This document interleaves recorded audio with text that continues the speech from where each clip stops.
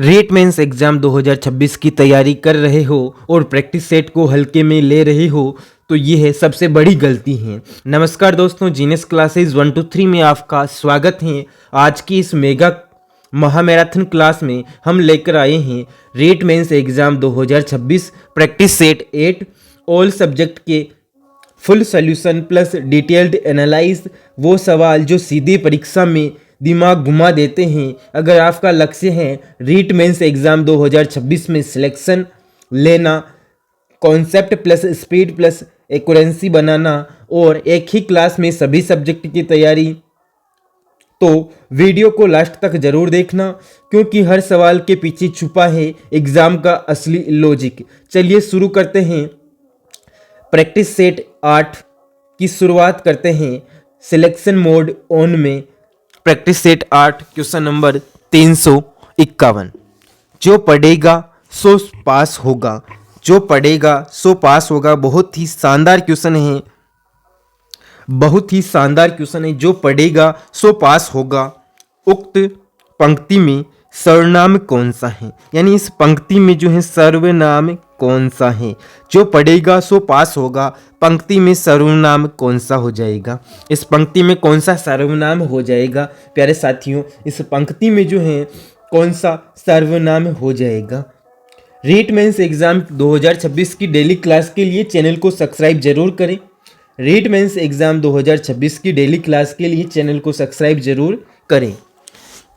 तो निजवाचक सर्वनाम, संबंधवाचक सर्वनाम, निश्चयवाचक सर्वनाम, पुरुषवाचक सर्वनाम।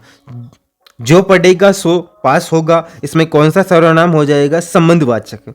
संबंध हो गया कि जो पढ़ेगा वही पास होगा, एक संबंध के रूप में बता रहा है। क्वेश्चन नंबर 352 की बात कर लेते हैं। कुछ कैलकुलेशन दी हुई है। 476 इंटू 198, 476 इंटू 198 इंटू 359 इंटू 242 में इकाई अंक क्या होगा। इनको अगर हम इंटू करेंगे, मल्टीप्लाई करेंगे तो इसका जो इकाई अंक है, लास्ट का जो अंक है वो क्या होगा, वो बताना है हमें। तो हम बात करते हैं नेक्स्ट क्वेश्चन आगे की। इसका जो ऑप्शन दे रखे हैं उनकी, तो इसका जो इकाई अंक है वो क्या हो जाएगा प्यारे साथियों। तो आपके इसका इकाई अंक जो है वो हो जाएगा 4 हो जाएगा। क्या होगा, इकाई अंक तो 4 होगा। इकाई अंक कैसे निकालते हैं आप निकाल लेना, ये केवल जो है सॉल्यूशन क्लास है मैथमेटिक के लिए। क्वेश्चन नंबर 353 353 दिया हुआ है 85,793 minus 85,793 minus question mark plus 151 बराबर जो है वो होंगी 77,477 हो। तो देखिए इसका क्या राइट आंसर हो जाएगा। तो इसका राइट आंसर आपके हो जाएगा प्यारे साथियों ऑप्शन ए 84 67 8,467। ठीक है साथियों, नेक्स्ट क्वेश्चन की बात करते हैं। तो नेक्स्ट क्वेश्चन जो है वो आपके स्क्रीन पर 4000 में से छोटी कौन सी संख्या घटाई जाए कि शेष बची संख्या 19 से पूर्णतः विभक्त हो जाए। 4000 में से छोटी से छोटी कौन सी संख्या घटाई जाए कि शेष बची संख्या जो है 19 से पूर्णतः विभक्त हो जाए, 19 से पूर्णतः विभक्त हो जाए। तो क्या घटाएंगे, 20, 10, 40। तो क्या घटाएंगे, 10 घटाएंगे हम। तो क्या होगा कि वो छोटी से छोटी जो संख्या है वो आपके जो है 19 से पूर्णतः विभक्त हो जाएगी, यानी विभाजित हो जाएगी। आगे बात करते हैं नेक्स्ट क्वेश्चन की। तो नेक्स्ट क्वेश्चन आपके स्क्रीन पर है साथियों। तो ऐसी संख्या बतानी है, अब हमें ऐसी संख्या बतानी है। देखिए क्वेश्चन नंबर जो है आपके स्क्रीन पर 355। 48 को किस संख्या से गुणा करने पर प्राप्त गुणनफल 173 तथा 240 के गुणनफल के बराबर होगा। 48 को किस संख्या से गुणा करने पर 48 को किस संख्या से गुणा करने पर प्राप्त गुणनफल जो है वो 173 तथा 248 के गुणनफल के बराबर होगा। तो 545, 685, 885, 485 क्या हो जाएगा राइट आंसर? तो 865 हो जाएगा। आपके इसका करेक्ट आंसर 865 को 48 से गुणा करेंगे तो वो जो गुणनफल है वो 173 तथा 240 के गुणनफल के बराबर आएगा। आगे बात करते हैं नेक्स्ट क्वेश्चन की। तो नेक्स्ट क्वेश्चन जो है वो आपके स्क्रीन पर देखिए साथियों। जब n को 6 से विभाजित किया जाता है तो शेष फल 4 आता है। जब n को 6 से विभाजित किया जाता है तो शेष फल कितना आता है साथियों? 4 आता है। तदनुसार प्रश्नानुसार जब 2n को 6 से विभाजित किया जाए तो शेषफल कितना आएगा? n को 6 से विभाजित किया जाए तो शेषफल 4 आता है। प्रश्नानुसार जब 2n को 6 से विभाजित किया जाए तो शेषफल कितना आएगा? 2 आ जाएगा। आगे बात करते हैं हम नेक्स्ट क्वेश्चन की, जो बहुत ही शानदार क्वेश्चन, मजेदार क्वेश्चन अब आ चुके हैं। मुगल साम्राज्य का संस्थापक कौन था? ये जो है अपने इतिहास के क्वेश्चन आ चुके हैं, बहुत ही शानदार क्वेश्चन है। और अगर किसी क्वेश्चन में अगर आपको डाउट हो तो आप कमेंट में क्वेश्चन नंबर जरूर लिखना। जिस क्वेश्चन में आपको डाउट हो कमेंट में क्वेश्चन नंबर जरूर लिख देना साथियों। वीडियो पसंद आ रही हो तो लाइक करना मत भूलना। रेट मेंस एग्जाम 2026 की डेली क्लास के लिए चैनल को सब्सक्राइब जरूर करें। तो मुगल साम्राज्य का संस्थापक कौन था? मुगल साम्राज्य का संस्थापक कौन था? बाबर, हुमायूं, अकबर, औरंगजेब। तो मुगल साम्राज्य का जो संस्थापक है वो बाबर था। मुगल साम्राज्य का संस्थापक कौन था? बाबर था। किस युद्ध में विजय होने के बाद बाबर ने गाजी की उपाधि धारण की? किस युद्ध में विजय होने के बाद बाबर ने गाजी की उपाधि धारण की? तो पानीपत का युद्ध, घाघेरा का युद्ध, खानवा का युद्ध, चंदेरी का युद्ध। तो क्या हो जाएगा साथियों? तो सी हो जाएगा, खानवा का युद्ध हो जाएगा। क्या हो जाएगा? खानवा का युद्ध। खानवा के युद्ध के बाद बाबर ने गाजी की उपाधि धारण की। आगे बात करते हैं नेक्स्ट क्वेश्चन की। तो नेक्स्ट क्वेश्चन बहुत ही शानदार क्वेश्चन है।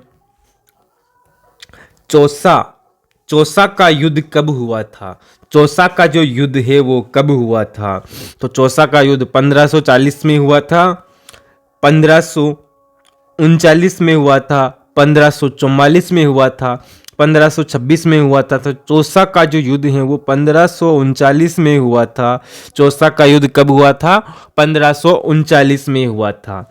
आगे बात करते हैं दीन ए इलाही नामक धर्म का प्रवर्तन किसने किया? दीन ए इलाही नामक धर्म का प्रवर्तन किसने किया? तो बाबर ने किया, औरंगजेब ने किया, अकबर ने किया, शाहजहां ने किया। तो किसने किया? तो अकबर ने किया था। दीन ए इलाही नामक धर्म का प्रवर्तन किसने किया? तो ये अकबर ने किया था। किसने किया था? अकबर ने किया था। दीन ए इलाही नामक धर्म का प्रवर्तन किसने किया? अकबर ने किया। और चौसा का युद्ध जो है कब हुआ? तो 1539 को चौसा का युद्ध हुआ था। चौसा का युद्ध कब हुआ? 1539 में हुआ। दीन ए इलाही नामक धर्म का जो परिवर्तन है वो अकबर ने किया था। आगे बात करते हैं हम नेक्स्ट क्वेश्चन की। तो बहुत ही शानदार क्वेश्चन है, बहुत ही मजेदार क्वेश्चन है। ब्रिटिश दूत कैप्टन हॉकिंस तथा सर टॉमस रो किसके शासनकाल में भारत आए थे? किसके शासनकाल में भारत आए थे? तो बाबर, अकबर, जहांगीर, शाहजहां। तो किसके समय? जहांगीर के समय ये भारत आए थे।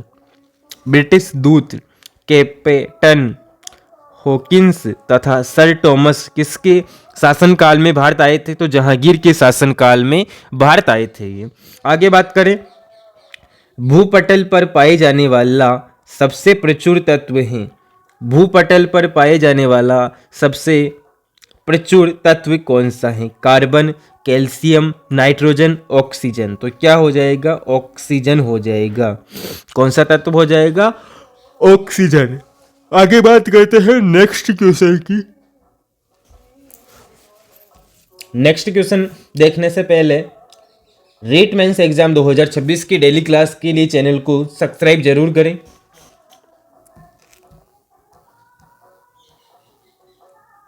क्वेश्चन नंबर नेक्स्ट आपके स्क्रीन पर आ चुका है साथियों। निम्न कथनों पर विचार करें, सत्य कथन का चयन कीजिए। निम्न कथनों पर विचार कीजिए और सत्य कथन का क्या कीजिए? चयन कीजिए। तत्व एक प्रकार के परमाणु के समूह होते हैं।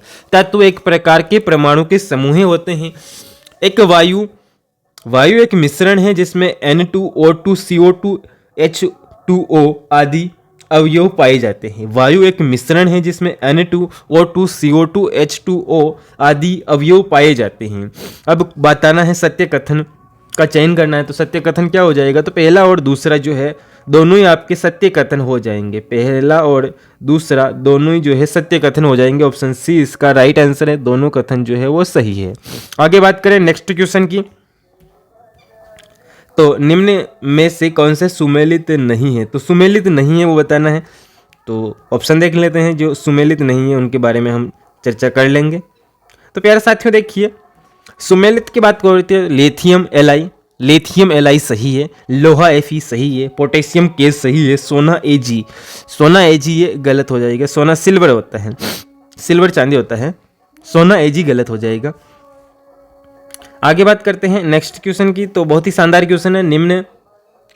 निम्नलिखित में से कौन सा एक यौगिक के रूप में और एक अणु के रूप में भी वर्गीकृत किया जा सकता है? निम्न में से कौन सा एक यौगिक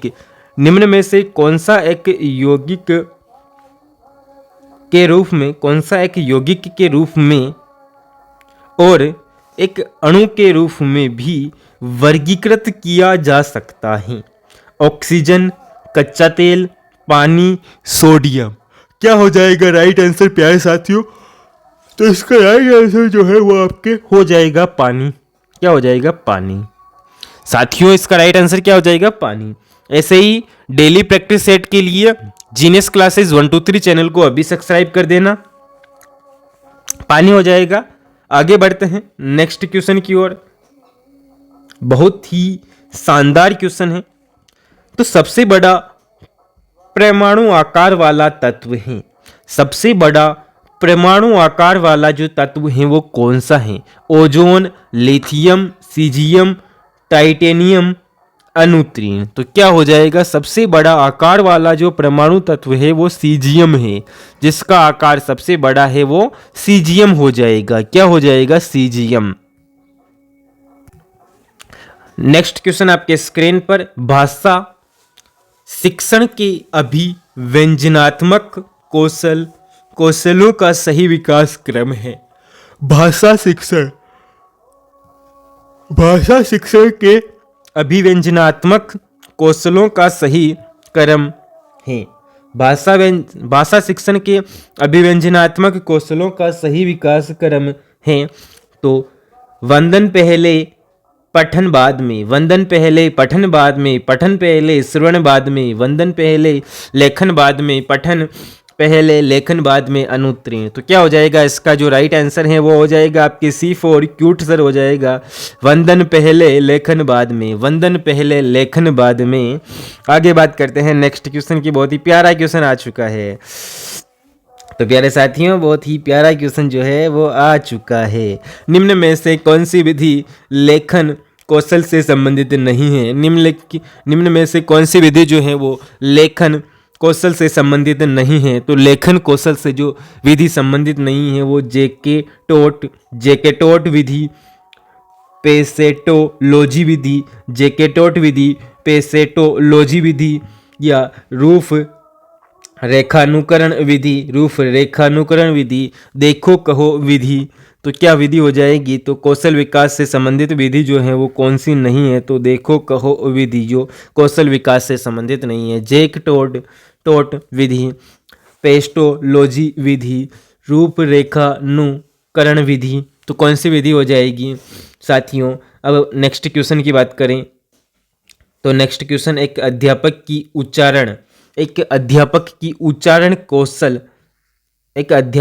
उच्चारण कौशल शिक्षण हेतु भाषा होनी चाहिए। एक अध्यापक की उच्चारण कौशल शिक्षण हेतु भाषा होनी चाहिए। स्पष्टता, शुद्धता, प्रसंगानुकूलता, उपयुक्त सभी। तो क्या हो जाएगा, उपयुक्त सभी हो जाएगा। सभी प्रकार की जो भाषा है वो होनी चाहिए एक शिक्षक की। आगे बात करते हैं तो आगे हम बात इस प्रकार करते हैं कि जो है निम्न में से मौन वाचन का एक प्रकार है। निम्न में से जो मौन वाचन का एक प्रकार है वो कौन सा है।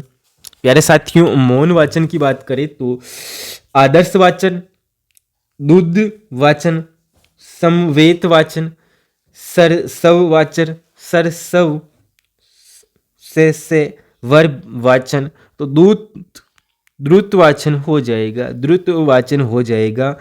ऑप्शन बी इसका राइट आंसर हो जाएगा। हम बात कर लेते हैं नेक्स्ट क्वेश्चन की।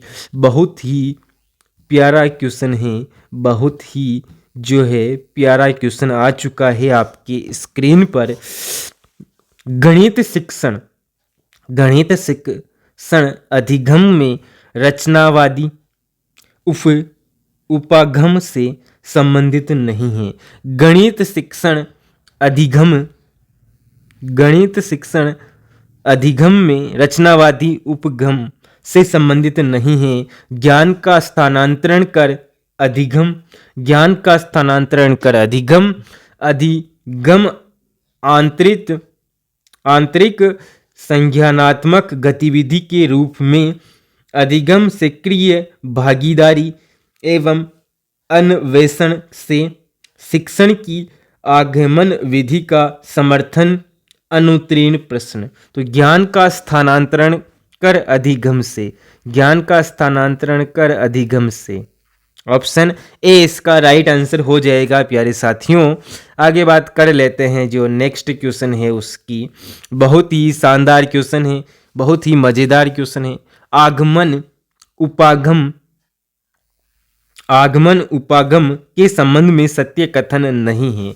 आगमन उपागम के संबंध में जो सत्य कथन नहीं है वो बताना है।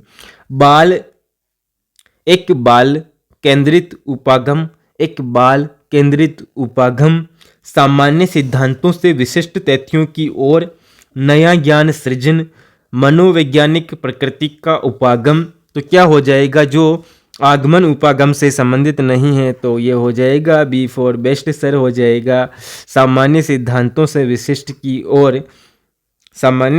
से विशिष्ट तथ्यों की ओर जो आगमन या उपागम है वो हो जाएगा। जो सत्य कथन नहीं है वो हो जाएगा। आगे बात कर लेते हैं, बहुत ही प्यारा क्वेश्चन आने वाला है तो उसके बारे में। अभी तक आपने ऐसे ही डेली प्रैक्टिस सेट देखने के लिए चैनल को सब्सक्राइब नहीं किया तो जल्दी से जाओ चैनल को सब्सक्राइब कर दो। और ऐसा कोई सवाल हो जो आपको समझ में नहीं आया हो या उसमें कोई डाउट हो तो वो आप कमेंट सेक्शन में क्वेश्चन नंबर जरूर लिख देना प्यारे साथियों, और आपको जो है उसका समाधान मिल जाएगा।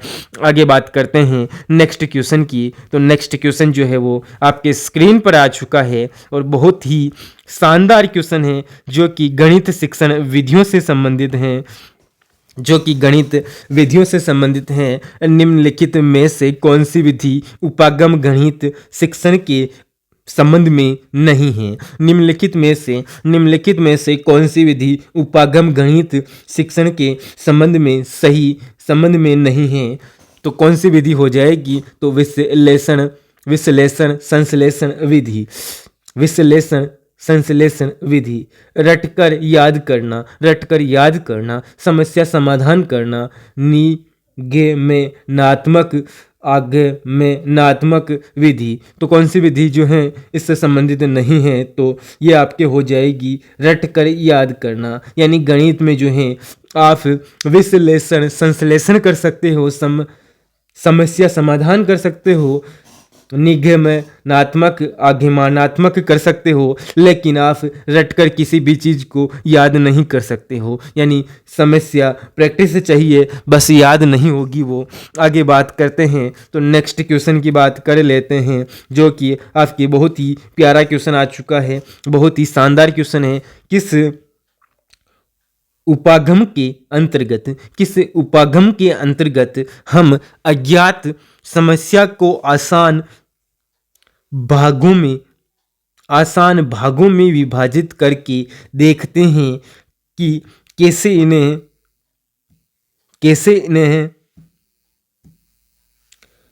इन्हें हल प्राप्त करके पुनर्संयोजित कर सकते हैं। किस उपागम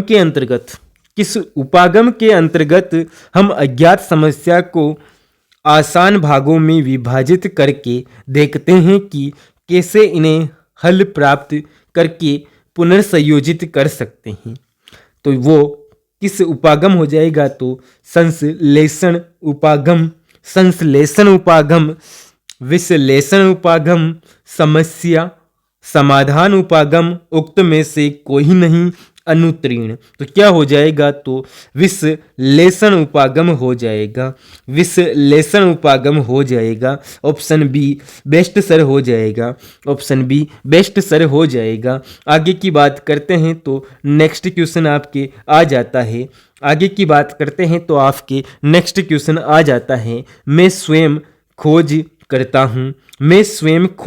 हूँ, यह किस विधि पर आधारित है?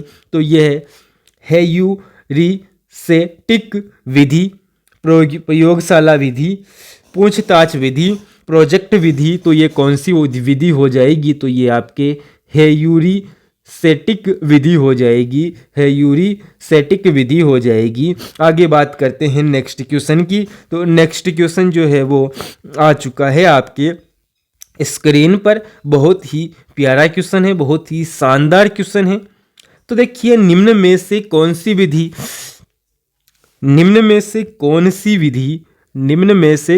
विधि करके सीखने के सिद्धांत का पालन नहीं करती हैं? निम्न में से कौन सी विधि करके सीखने के सिद्धांत का पालन नहीं करती हैं? तो प्रयोगशाला विधि, अनुसंधान विधि, व्याख्यान विधि, खोज विधि। तो कौन सी विधि हो जाएगी जो निम्न में से कौन सी विधि करके सीखने के सिद्धांत का पालन नहीं करती है? तो सीखने के सिद्धांत का जो पालन है वो व्याख्यान विधि है, वो नहीं करती है।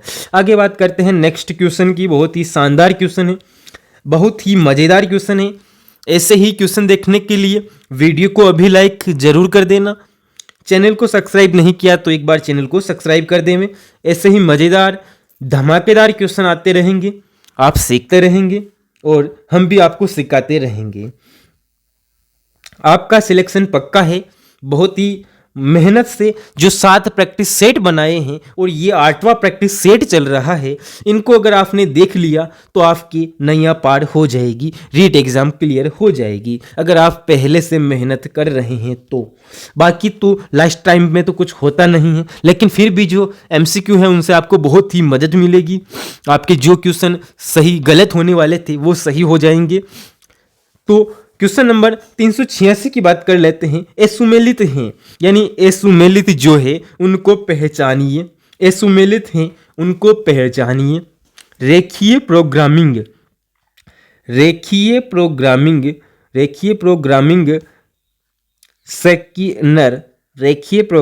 स्किनर, साखीय प्रोग्रामिंग काउंटर, अनुकूलीय programming Gordon Pascal, mathematics programming Herbert Spencers. ये गलत हो जाएगा। जो असुमेलित हैं वो ऑप्शन डी हो जाएगा। जो असुमेलित हैं साथियों वो ऑप्शन डी हो जाएगा। आपके ऑप्शन डी सही हो जाएगा। जो असुमेलित हैं, बाकी जो तीनों कथन हैं वो सही हो जाएंगे। असुमेलित ये रहा, बाकी जो हैं वो सही हैं। नेक्स्ट क्वेश्चन की बात करते हैं साथियों। तो नेक्स्ट क्वेश्चन आपके स्क्रीन पर बहुत ही प्यारा क्वेश्चन आ चुका है, बहुत ही शानदार क्वेश्चन है। टीम टीचिंग दल शिक्षण विधि की सीमा है। टीम जो टीचिंग होती है, एक टीम ही बना रखी है टीचिंग के लिए, जो क्या करेगी, दल शिक्षण विधि की सीमा है। तो एक टीम बना रखी है शिक्षक की, जो क्या करेंगे, एक विद्यालय में विषयाध्यापक की कमी करेंगे। तो शिक्षकों द्वारा अर्थपूर्ण योगदान, शिक्षकों की योग्यता का श्रेष्ठतम उपयोग, प्रतिभावना, छात्रों की जिज्ञासापूर्ण, एक विद्यालय में विषयाध्यापक की कमी, एक विद्यालय में विषयाध्यापक की कमी हो जाएगा। एक विद्यालय में जो है वो विषयाध्यापक की कमी है। आगे बात करते हैं, वो बात हो जाएगी, जो हम बात कर रहे हैं वो बात हो जाएगी कि क्या बात हो जाएगी, तो किलपैट्रिक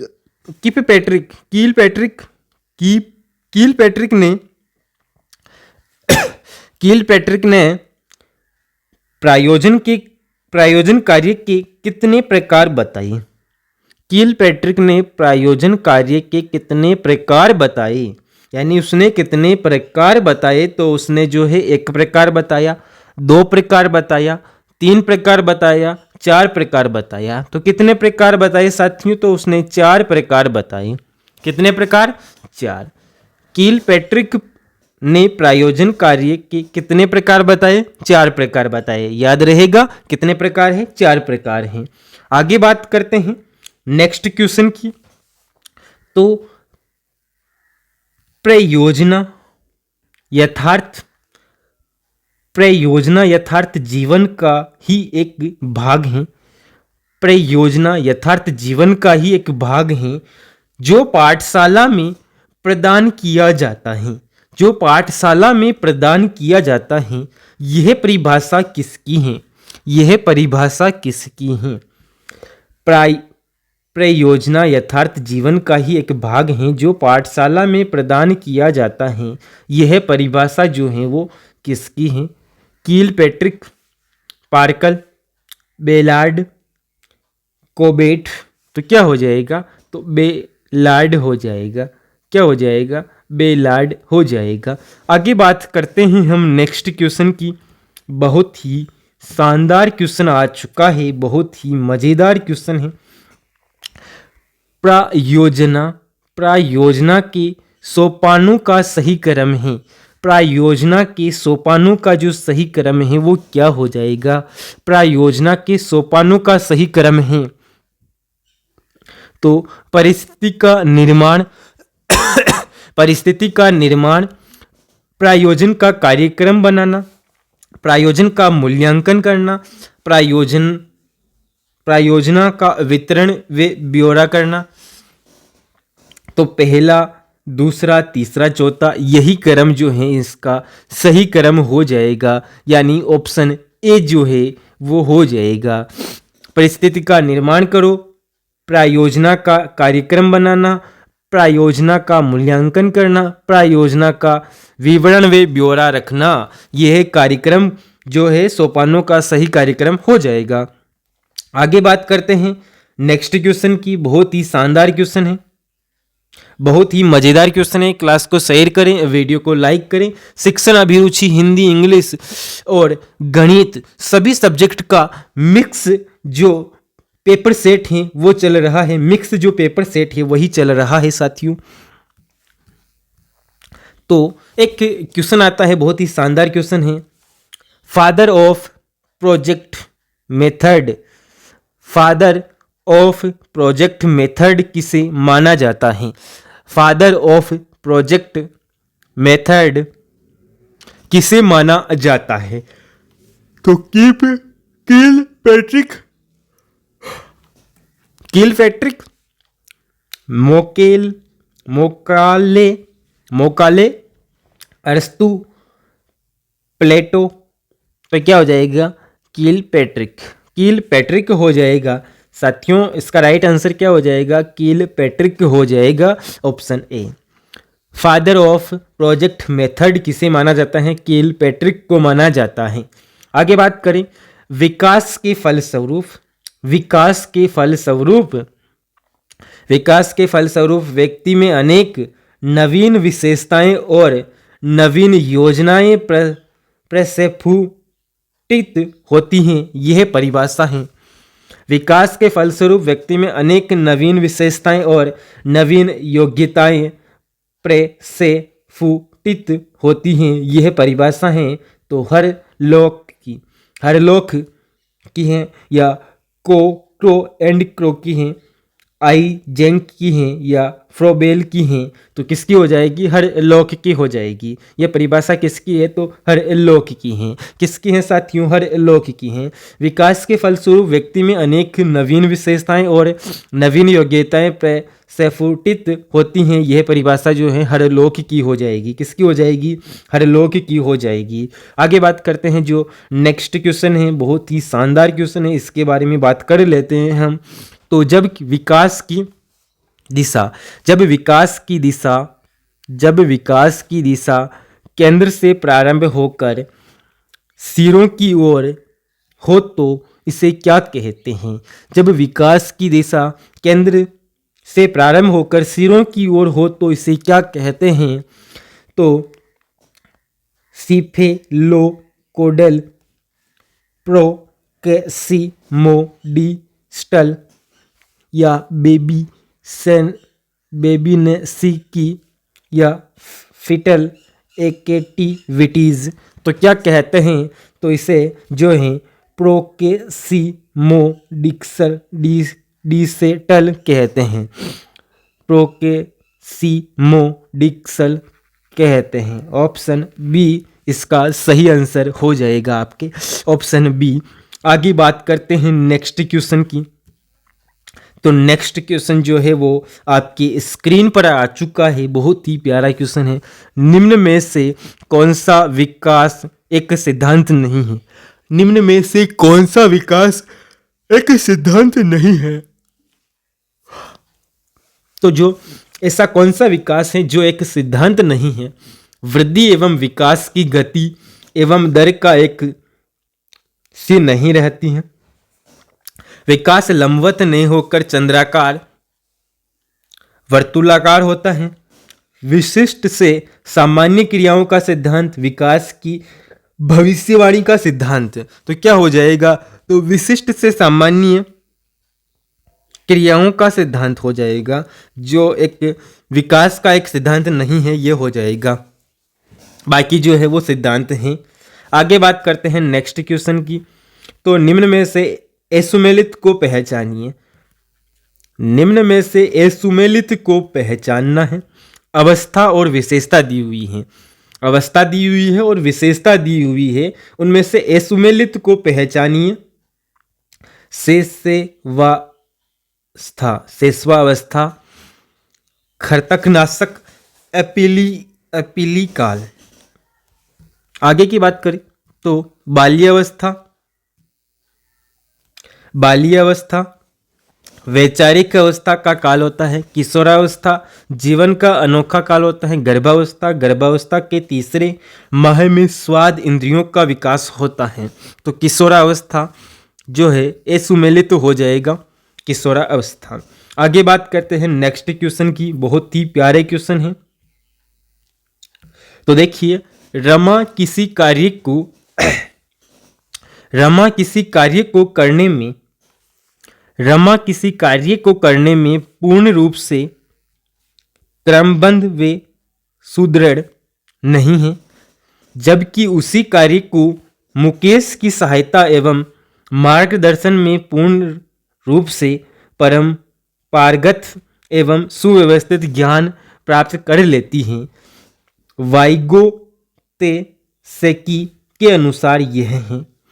तो रमा किसी कार्य को पूर्ण रूप से क्रमबद्ध व सुदृढ़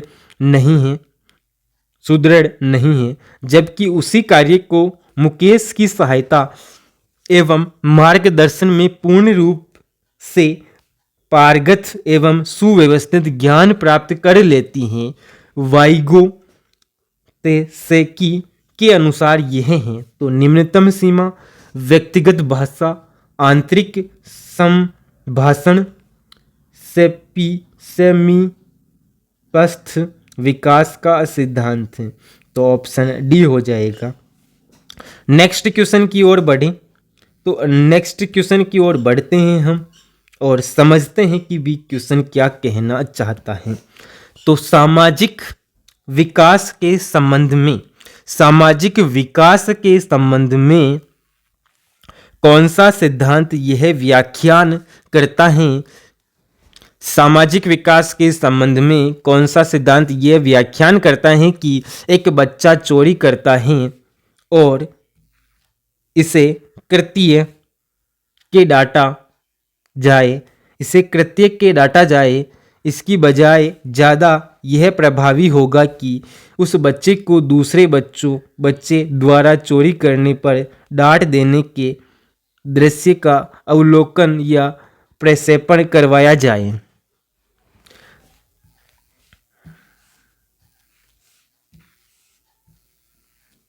तो देखिए, सामाजिक विकास के संदर्भ में कौन सा सिद्धांत यह है व्याख्यान करता है कि एक बच्चा चोरी करता है, एक बच्चा चोरी करता है, उसे इस कृत्य के डाटा जाए, इस कृत्य के डाटा जाए, इसकी बजाय ज़्यादा यह प्रभावी होगा कि उस बच्चे को दूसरे बच्चों द्वारा चोरी करने पर डांट देने के दृश्य का अवलोकन या प्रक्षेपण करवाया जाए। तो ये क्या है? तो ये कौन सा सिद्धांत हो जाएगा? तो ये हो जाएगा बंडूरा का प्रेषणात्मक सिद्धांत हो जाएगा। बंडूरा का जो प्रेषणात्मक सिद्धांत है ये हो जाएगा। आगे बात करते हैं नेक्स्ट क्वेश्चन की।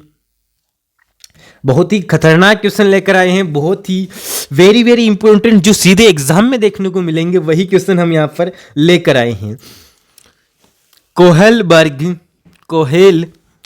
के नैतिक विकास सिद्धांत के अनुसार, कोहेलबर्ग के नैतिक विकास सिद्धांत के अनुसार किस अवस्था में भौतिक परिणाम को महत्व एवं व्यक्ति की नैतिक कर्तव्य दूसरों के मानकों से निर्धारित होती हैं? तो क्या हो जाएगा? पूर्ण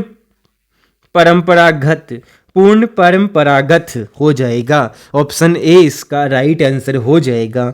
आगे बात करते हैं नेक्स्ट क्वेश्चन की, जो कि बहुत ही शानदार क्वेश्चन है। तो नेक्स्ट क्वेश्चन की बात कर लेते हैं। तो ब्रिजेश के संवेगात्मक विकास के अनुसार हर्ष, प्रसन्नता, संवेग का विकास किस समय होता है? तो 3 माह, 6 माह, 18 माह, 24 माह। तो क्या हो जाएगा? तो 24 माह हो जाएगा। आपके क्या हो जाएगा साथियों? 24 माह हो जाएगा। 24 माह में जो है ये विकास होता है। इसकी जो विकास की जो समय अवधि है वो होती है। क्वेश्चन नंबर 400 आपके स्क्रीन पर, संवेगात्मक विकास के संबंध में किस सिद्धांत के अनुसार भावनाएं अथवा संवेग किसी शारीरिक परिवर्तन और व्यवहार का परिणाम है? संवेगात्मक विकास के संबंध में किसी सिद्धांत के अनुसार भावनाएं अथवा संवेग किसी शारीरिक परिवर्तन और व्यवहार का परिणाम है? तो ये हो जाएगा मौलिक संवेगों का सिद्धांत, कनेन बोर्ड का सिद्धांत, जेम्स लेक का सिद्धांत, ब्रिजेश का विकासवादी सिद्धांत या अनुत्तीर्ण। क्या हो जाएगा इसका राइट आंसर? तो इसका राइट आंसर आपके हो जाएगा सी फॉर क्यूटसर हो जाएगा। जेम्स लेक का सिद्धांत हो जाएगा। जेम्स लेक का सिद्धांत आपको संवेगात्मक विकास के संबंध में किसी सिद्धांत के अनुसार भावनाएं और संवेग किसी शारीरिक परिवर्तन और व्यवहार का परिणाम है। तो जेम्स लेक का सिद्धांत हो जाएगा। ऑप्शन सी इसका राइट आंसर हो जाएगा। ऑप्शन सी इसका जो है वो राइट आंसर हो जाएगा। आगे हम बात करते हैं। तो याद रखो, प्रैक्टिस सेट वही करता है जो सिलेक्शन चाहता है। याद रखो, प्रैक्टिस सेट वही करता है जो सिलेक्शन चाहता है। दोस्तों, आज हमने REET mains exam 2026 practice set 8 में सभी सब्जेक्ट के क्वेश्चन, फुल सॉल्यूशन और एग्ज़ाम लेवल एनालाइज को डिटेल में समझा। अगर आप रोज़ ऐसे ही high level practice set full analyse class और एग्ज़ाम ओरिएंटेड तैयारी चाहते हो तो अभी जीनियस क्लासेस 1 to 3 को सब्सक्राइब करें, वीडियो को लाइक करें, अपने दोस्तों के साथ शेयर जरूर करें, कमेंट में जरूर बताना प्रैक्टिस सेट 9 कब लाऊं। मैं हूं आपका दोस्त रोहित वैष्णव, आपका टीचर, और मिलते हैं अगली मेगा क्लास में। रेट मेंस एग्ज़ाम 2026 सिलेक्शन होकर रहेगा। जय हिंद, जय राजस्थान।